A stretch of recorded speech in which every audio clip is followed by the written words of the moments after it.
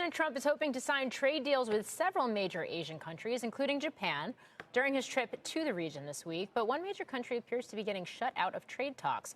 Seema Modi joins us now. She has the details. Hi, Seema.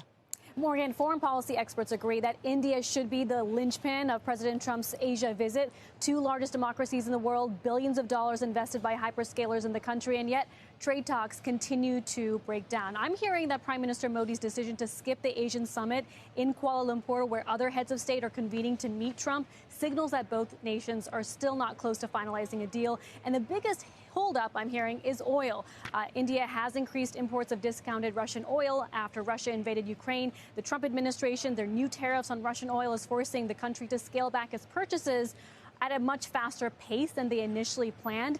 Cooling tensions between the two nations are now forcing investors to be more selective on where they're putting money to work overseas. Take a look at this. You're seeing China rebound, Japan and Argentina at new highs, and India, while higher on the year, it's still considerably trailing its peers. Now, we spoke to UBS's CIO of emerging markets, who says that the 50% U.S. tariff put on India is putting considerable pressure on India's economy. Right now, they're expecting a deal to come together, but for now, they're more bullish on Chinese tech, Morgan.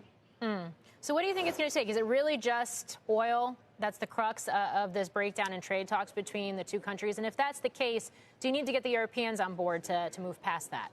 It's a great point. Oil really seems to be the big hiccup here in not allowing both sides to move forward on finalizing a trade deal.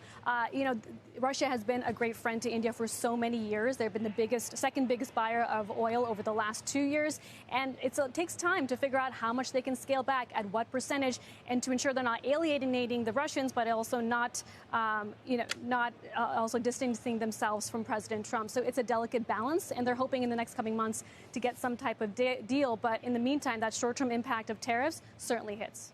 All right, Seema Modi.